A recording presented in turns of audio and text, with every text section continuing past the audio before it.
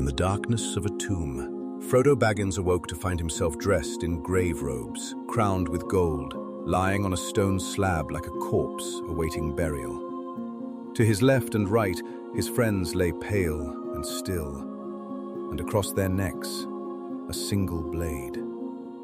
Then he saw it, a long, pale hand walking on skeletal fingers across the cold stone, reaching for the sword.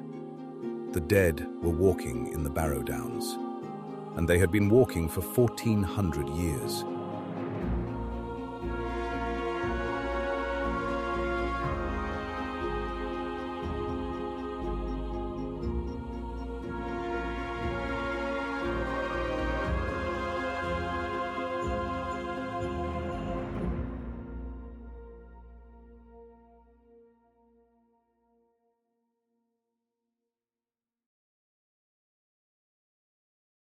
Long before the ships of Númenor ever sailed, before the Blue Mountains were crossed and Beleriand was lost beneath the waves, the forefathers of the Edain, the mortal men who would one day become the Dúnedain, built burial mounds in the green hills of Eriador.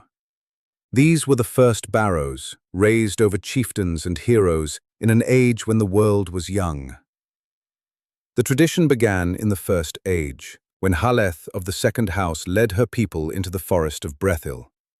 She was a fierce leader who had defended her folk after her father and brother fell in battle. When she died, her people raised a green mound over her in the heights of the forest, Hawdd en Arwen, the Lady Barrow. This established a sacred custom among the Edain, to honor the greatest of their dead with burial under earth and stone, where they could rest in dignity until the world's ending. The hills that would later be called Tyrn Gorthad, the Barrow Downs, held many such tombs from those early days. As Tolkien tells us in the appendices to The Return of the King, these mounds are very ancient, and many were built in the days of the old world of the First Age by the forefathers of the Edain, before they crossed the Blue Mountains into Beleriand. Think about that time span. 7,000 years or more, these hills served as consecrated ground for the ancestors of men.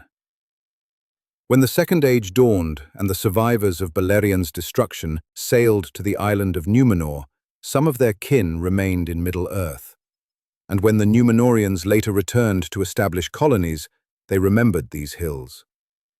After the downfall of Númenor in the year 3319 of the Second Age, when Elendil and his sons escaped the cataclysm and founded the kingdoms in exile, the Barrow Downs became part of the realm of Arnor. The Dúnedain, the Númenorian exiles, revered these hills as their ancestors had. Here, many of their lords and kings would be laid to rest, continuing a tradition stretching back to the First Age. The Barrows became more than graves. They were continuity itself, a link between the first Edain who walked under stars before the sun and moon, and their descendants who would defend Middle-earth against the shadow. But continuity can become vulnerability, and what was once sacred would become a hunting ground for spirits that should never have walked. The seeds of catastrophe were planted not by external enemies, but by the Dúnedain themselves. In the year 861 of the Third Age, King Eärendil of Arnor died. His 3 sons could not agree on who should rule, and rather than unite under the Eldest, they divided the kingdom among themselves. Arnor, the North Kingdom founded by Elendil himself, fractured into 3 successor states. Arthedain, in the northwest, ruled by the eldest son who maintained the line of Isildur, Cardolan in the south, which included the Barrow Downs, and Rhudaur in the northeast, where the Dúnedain bloodline faded quickly and evil hillmen eventually seized control. The division weakened all 3 kingdoms. There was strife over borders, over the Palantiri, the Seeing Stones, over pride and precedence. The unity that had made Arnor strong evaporated into petty rivalry. And in the north, something noticed. Around the year 1300 of the Third Age, the Witch-king, greatest of the 9 ringwraiths and most terrible servant of Sauron, established the realm of Angmar between the Edain moors and the northern mountains. He gathered to himself orcs, evil men, and creatures of darkness. His purpose was singular: to destroy the Dunedain of the north and exploit the fractures that had made them vulnerable. The wars began in 1356, when Angmar and the hillmen of Rhudaur launched their first assault. King Argaleb I of Arthedain died defending his realm. For 50 years the pressure mounted. Then, in 1409, Angmar invaded in overwhelming strength. Cardolan was ravaged. Its armies were scattered, its cities burned. The last prince of Cardolan died in battle and was buried in a barrow, in the very hills his ancestors had consecrated. Remnants of the Dunedain held out in the Barrow Downs and the Old Forest, but their kingdom was effectively destroyed. Yet they endured, scattered, diminished, but alive. The Barrow Downs sheltered survivors who might one day restore what was lost. The Witch-king understood that military conquest alone was not enough. As long as the Dunedain of Cardolan survived, even in remnants, the kingdom could potentially be reborn. He needed something more permanent than armies. He needed to ensure that these hills would never again shelter his enemies. But he would have to wait for the right moment. And in 1636, that moment came. The Great Plague swept out of the southeast in the year 1636 of the Third Age. It killed indiscriminately, young and old, strong and weak. In Cardolan, which had never fully recovered from the devastation of 1409, the plague brought final ruin. The last survivors sheltering in the Barrow Downs perished. The Dunedain of Cardolan were no more.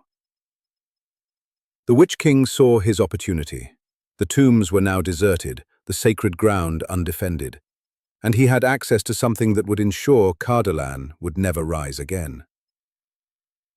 As we learn from unfinished tales, the Witch-king had known something of the country long ago in his wars with the Dunedain, and especially of the Tyrn Gorthad of Cardolan, now the Barrow Downs, whose evil wights had been sent there by himself.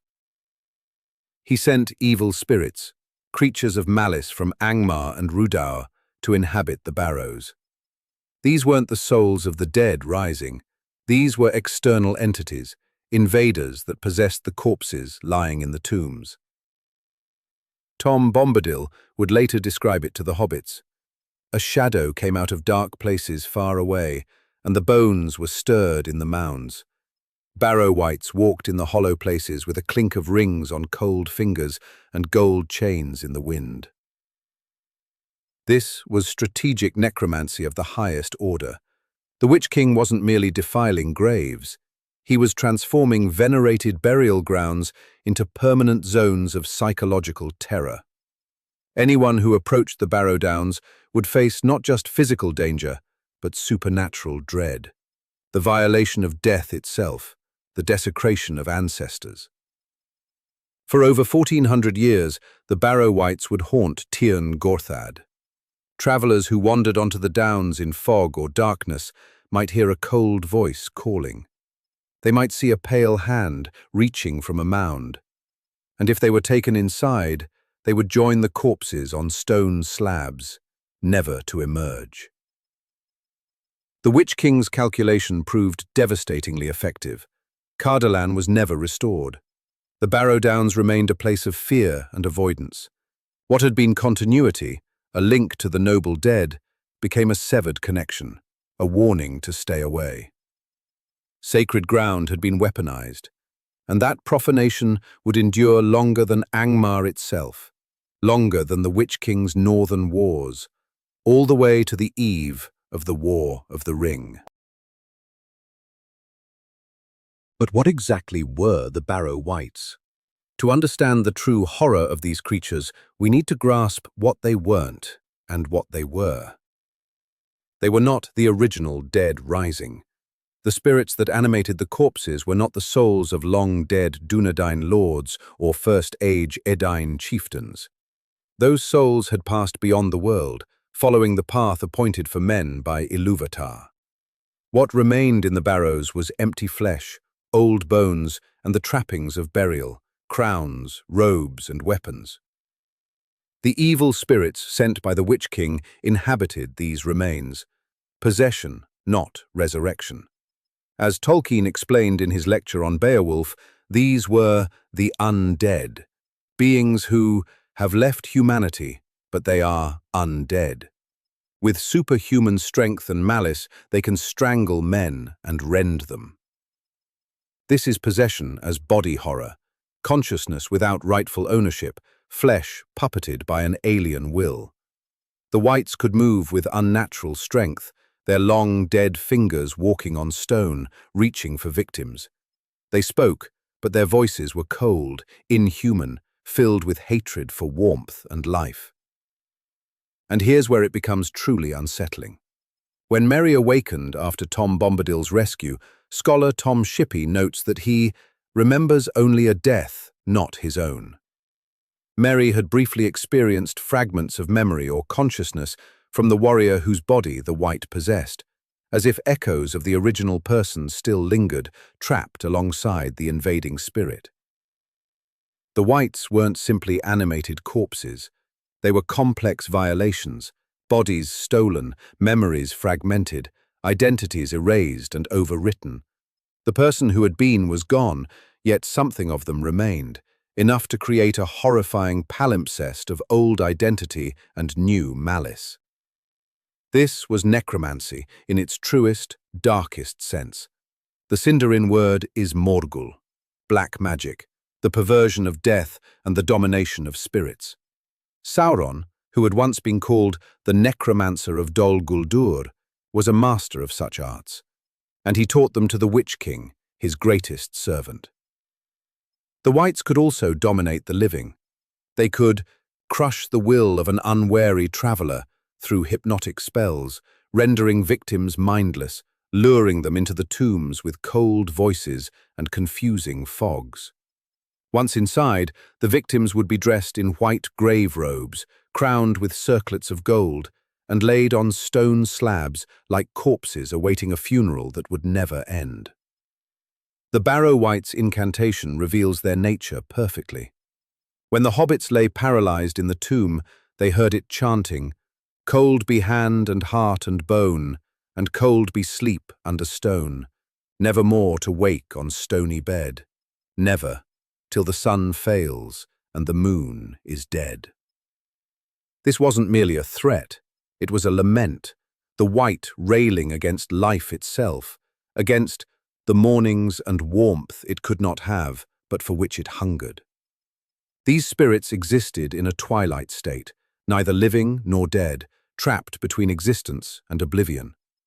And they hated everything that still possessed what they lacked: life, warmth, breath, hope.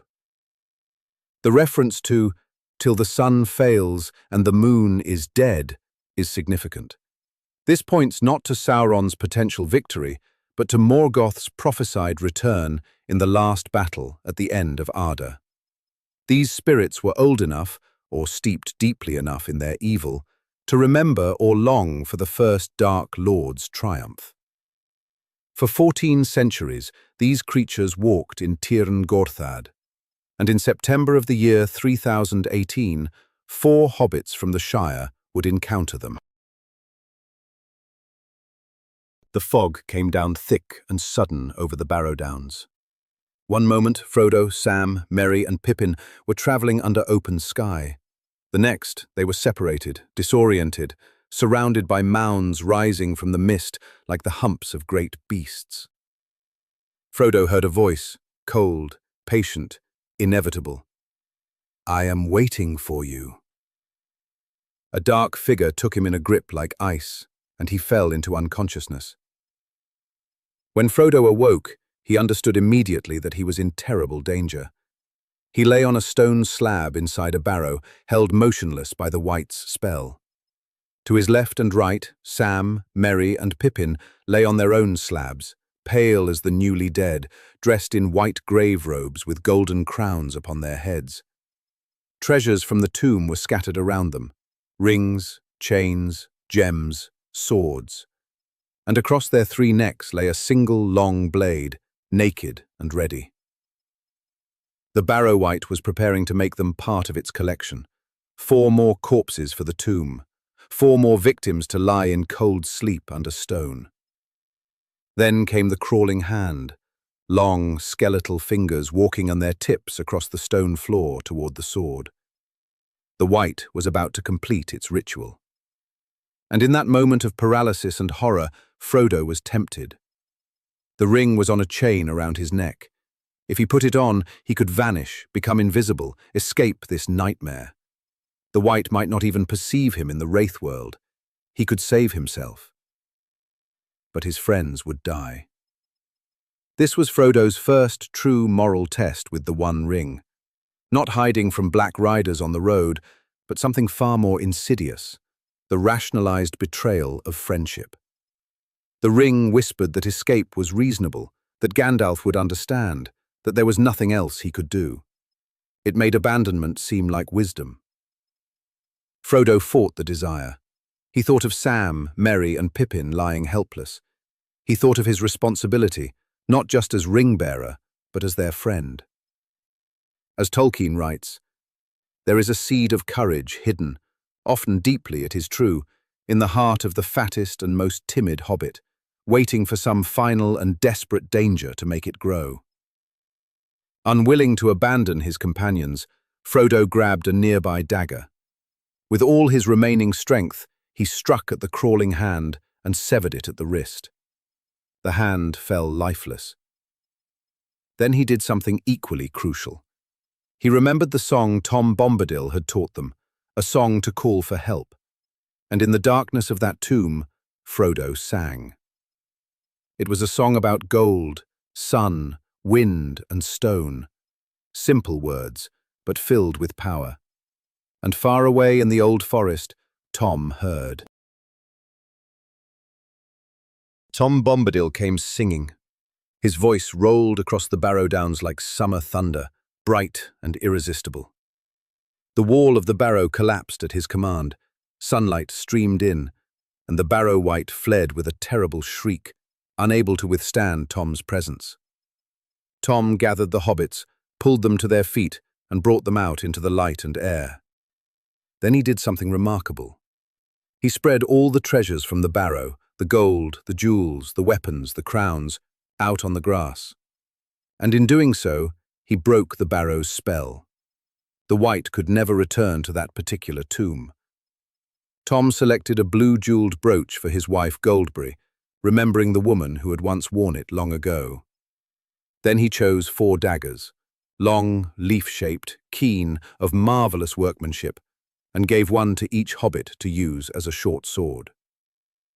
These weapons would prove more significant than anyone present could have imagined. But Tom Bombadil's rescue raises profound questions. He clearly possessed absolute authority over the Barrow-wights. His song alone dispelled them. He could break their spells and rob them of their power. Goldberry called him Master of Wood, Water, and Hill. Yet Tom had allowed the wights to haunt the Barrow Downs for over 1,400 years. He never cleansed the tombs. He never drove out the evil spirits permanently. He intervened only when called, only when someone entered his domain and asked for help. Why? The answer lies in Tom's nature. He is, in Tolkien's words, an intentional enigma. But what we can observe is this. Tom has power within defined boundaries, and he does not seek to extend that power beyond them.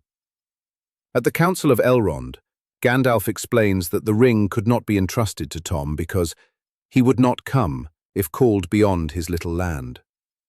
Tom is, as one scholar described him, benevolently neutral, not actively joining the war against Sauron, but helping those who oppose darkness when they enter his realm and need aid. Tom is old, unimaginably old. He told the hobbits, "Tom was here before the river and the trees. Tom remembers the first raindrop and the first acorn. He made paths before the big people and saw the little people arriving. He was here before the kings and the graves and the Barrow-wights. Before the wights, before the graves, before the kingdoms of men. His Sindarin name is Iarwain ben Adar, oldest and fatherless. He predates the conflicts of the Third Age, perhaps even the coming of elves and men to Middle-earth. His existence transcends the wars of Morgoth and Sauron, and because of this, Tom doesn't intervene to reshape the world according to his will. He exists, but he does not conquer or impose. He helps when called. He rescues those who ask. But he will not take up the burden of fighting evil beyond his boundaries. There's wisdom in that restraint, a kind of power that manifests through presence and aid rather than domination.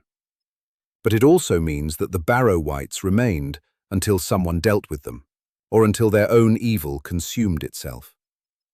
Tom gave the hobbits weapons. He broke one Barrow's curse, and then he sent them on their way, back to their quest, carrying daggers forged long ago for a war they knew nothing about. The 4 daggers Tom gave to the hobbits were not ordinary weapons. They were daggers of Westernesse, blades forged by the smiths of Arthedain in the middle years of the Third Age, around the time of Angmar's first wars against the divided kingdoms, and they had been crafted with a very specific purpose. As Tolkien tells us in The Return of the King, the sword of the Barrow-downs, work of Westernesse, glad would he have been to know its fate, who wrought it slowly long ago in the North Kingdom, when the Dunedain were young, and chief among their foes was the dread realm of Angmar and its sorcerer king. These were enchanted weapons, forged specifically to fight the Witch-king and his forces. They were damasked with serpent forms in red and gold, wrought of strange metal, light and strong, and set with many fiery stones. Their black sheaths bore the craftsmanship of Númenórean knowledge, metallurgy and magic that was already rare by the mid-Third Age. When Cardolan fell in 1409 and the last prince died in battle, he was buried with honour in the Barrow-downs.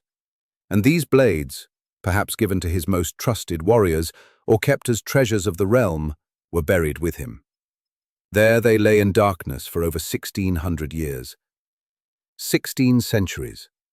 Through the fall of Arthedain in 1974, through the formation of the Rangers of the North, through the long, slow fading of Arnor's memory into legend, the blades waited. In March of the year 3019, the hobbits reached Minas Tirith, and the War of the Ring reached its crisis. The Witch-king led the assault on Gondor's capital, broke the gates with spell and battering ram, and rode into the city on his black steed. He was confronted by Gandalf, but before they could clash, horns sounded. The Rohirrim had arrived. On the Pelennor Fields, the battle raged. King Theoden of Rohan fell, struck down by the Witch-king. His niece, Éowyn, who had ridden to war in disguise, stood over her uncle's body to defend it. The Witch-king mocked her. He was invincible, untouchable, protected by prophecy. "No man can slay me." But Merry was there. Little Meriadoc Brandybuck of the Shire, carrying the dagger Tom Bombadil had given him in the Barrow-downs. And as the Witch-king focused on Éowyn, Merry stabbed upward from behind. The barrow blade pierced the Witch-king's leg behind the knee, shearing through black mail and into the sinew beneath. And something broke. The spell that bound the Witch-king's undead form to his will, the necromancy that held his unseen body together, shattered. The enchantment forged specifically to harm him 16 centuries prior did exactly what it was designed to do. In that moment of vulnerability, Éowyn drove her sword into the Witch-king's unseen head, and he fell. The Lord of the Nazgul, who had destroyed kingdoms and commanded armies for millennia, was destroyed by a woman of Rohan and a hobbit from the Shire, wielding a blade from a fallen realm. The weapon burned away after touching the Nazgul's flesh, the fate of any blade that struck him. But it had accomplished its purpose. As Tolkien writes, no other blade, not though mightier hands had wielded it, would have dealt that foe a wound so bitter, cleaving the undead flesh, breaking the spell that knit his unseen sinews to his will. Think about the providence of this moment. Frodo and his companions being captured by the Barrow-wight seemed like disaster. It nearly ended the quest before it began. But that capture led to their rescue by Tom Bombadil, which led to them receiving the very weapons that could harm the Witch-king, which led to Merry being in the right place at the right time with the right blade to break the creature who had sent the Wights to the Barrow Downs in the first place. The Witch-king's strategic necromancy, his desecration of Cardolan's graves, became the mechanism of his own destruction. The weapons buried in the tombs he haunted were the instruments that unmade him. The kingdom he destroyed forged the blade that ended him. This is eucatastrophe, Tolkien's concept of the good catastrophe, where apparent disaster reveals itself as necessary for ultimate victory. What seemed like an evil triumph, the haunting of the Barrow Downs for 1400 years, preserved the very weapons needed to defeat evil's greatest servant. The weaponsmith who forged that blade around the year 1409, who worked the serpent forms in red and gold, who enchanted the steel with power to harm the Witch-king, he could not have known. He made the weapon for a war he was fighting. He saw Cardolan falling. Perhaps he died in that war, or lived to see the Great Plague take the last of his people. But Tolkien assures us, he would have been glad to know his blade's fate. Glad to know that 16 centuries later, in a battle he could never have imagined, his craftsmanship would prove essential. Glad to know that Angmar's sorcerer king, who had haunted the very tomb where the blade rested, would fall to that blade's edge. The Barrow-wights walked for 1400 years. They possessed corpses and claimed victims. They served the Witch-king's strategy perfectly. But in the end, they guarded the weapons that would destroy their master. And that, perhaps, is the deepest irony of Tyrn Gorthad, the place whose very name means mounds of the spirits of the dead. What should not have walked there did, but in walking, they preserved what would end their evil. And so we see how even the darkest victories of evil can become the seeds of its own undoing. The Witch-king sent spirits to desecrate the ancient tombs of Cardolan, ensuring the kingdom could never rise again. For 14 centuries, his strategy succeeded. Yet those same haunted barrows preserved the enchanted blade that would ultimately destroy him, forged specifically for that purpose 1600 years earlier. What seemed like catastrophe, 4 hobbits captured by a Barrow-wight, proved essential for Middle-earth's salvation. Sometimes the path to victory winds through the darkest places, and sometimes weapons wait centuries to fulfill their purpose. If you enjoyed this exploration of Tolkien's undead and the hidden connections in his legendarium, please like this video and subscribe to Ranger of the Realms for more deep dives into Middle-earth's overlooked corners. And let me know in the comments, do you think the Barrow-wights survived the fall of Sauron, or did they fade with the end of the Third Age? Until next time, may your courage grow when darkness closes in.